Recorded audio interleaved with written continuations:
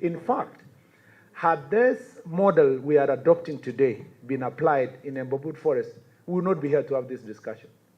Because when the Mzungu left our grandparents and gave them permit, the glade permit had conditions. No farming, you live here, you only do grazing, and you can only have a certain number of livestock with a permit being given for you to graze. So then, as they lived there, they knew you can only do honey and some grazing, and there is no touching the forest. And remember, even in the 1932, no, Sonneton plan for blah, blah, was 54. But in 1932, the boundary for the 1932, the promise was that you will, what we call Spencer Line and so forth. The promise also at that point, because I had to do my research later because of a life experience. The promise was that these people will now be fairly settled, and that fairly settled is going on up to now from 1932.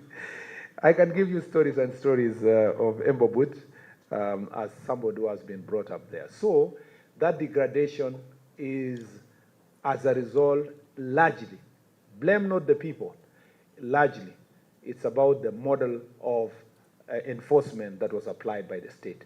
That is why I am telling you here that Cherish has very important components. The last component there is harmony.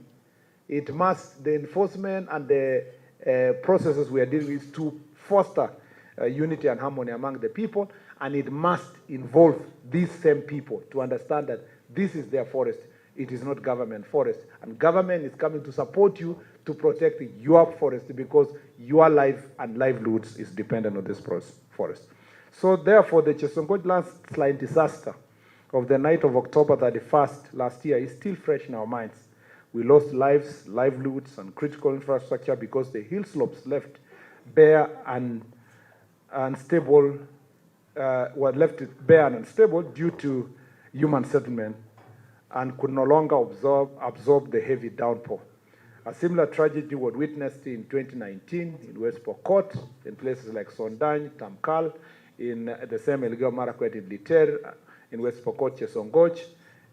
When I was campaigning in 2011, 2012, there was also a very terrible landslide in the hanging valley of Kocholwa, and you will see a picture online, which is usually used by many people. I have a shoe. I am holding my shoes and walking on mud when we were trying to look for people who are injured and their lives and so forth. Usually, it's used to say, "I have not built roads in my county." They think it's. They try to use it for a picture of today. So the problem that had haunted this ecosystem for decades. I'm speaking of conflict, speaking of banditry and cattle rustling. For far too long, the Kerio Valley has been theater of violence. But why does this happen?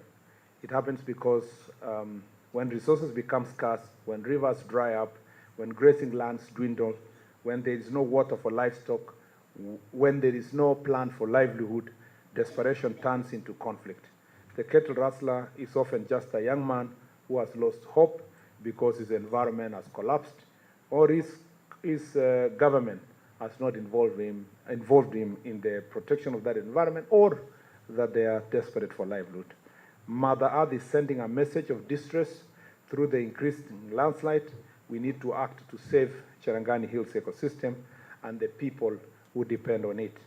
It's a massive undertaking, but with our collective determination and cooperation, it is achievable. For perspective, which has been shared, this ecosystem spans 414,928 hectares across 4 counties, including 22 gazetted forests covering about 100,000 hectares, and feeds over 22 major rivers flowing into Lake Victoria and Lake Turkana, among others. It is also home to unique species like the Brazza monkey and the crowned eagle, rich in indigenous heritage from the Sengwer, Okiek, Pokot, various subclans of both communities, Pokots, Marakwets, the cradle of athletic excellence that continues to inspire the world.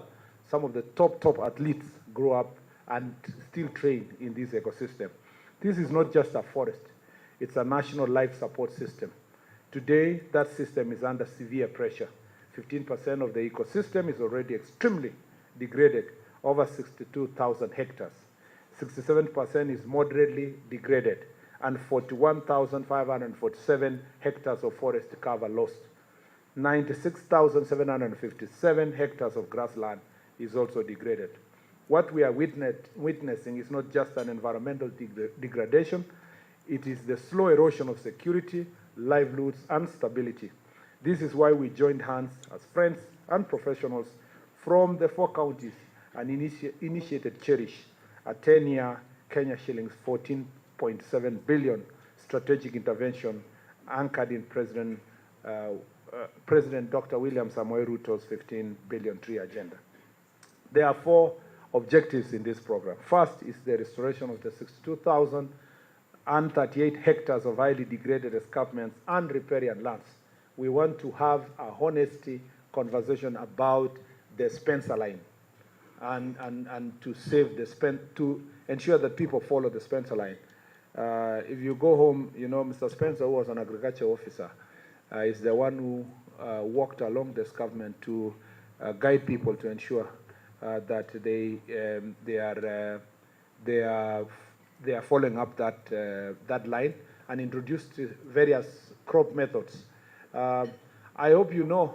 I don't know if it is everywhere, but where I come from, that huge cabbage, the big cabbage is called Spencer. Where we come from. Sometimes you think it's all over Kenya. Because Mr. Spencer, I think, is the one who introduced among them that cabbage. So if you go home, you'll hear wazee wanasema, hey, niliona cabbage yangu mzuri sana ile ya Spencer. And that is legacy. That is really legacy. For somebody who was there many, many years ago to leave crops that are named after him. Yeah. Up to now, that's called Spencer. Number 2 is to protect 20 springs and secure our water towers. You know, Aror Dam, Mbobut Dam that was supposed to be constructed, Kimware Dam, are actually depending on this ecosystem. You know that Chebara Dam, which serves largely Wasingishu and particularly Lore Town, is very important. You know Kapolet water intake project that serves Kitale and all those areas is extremely. You know Murunj Dam that is supposed to serve Kabenguria and the entire place up to Chebareria is very important. So we are talking about livelihoods. We are talking about protecting springs, rivers, protecting life, protecting Takwel Dam, protecting Turkana, protecting Kerio Valley. You know, there is no Kerio Valley without Cherangany Hills. There is absolutely no Kerio Valley without Cherangany Hills. And let me tell you this.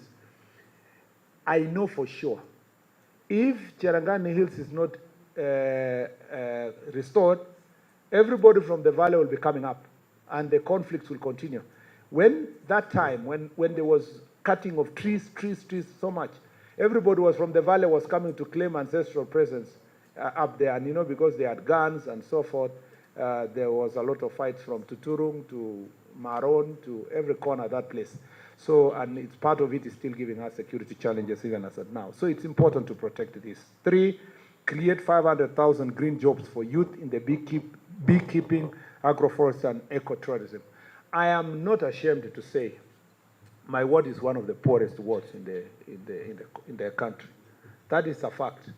And it is driven by this correlation between people not having titles, being chased around and out of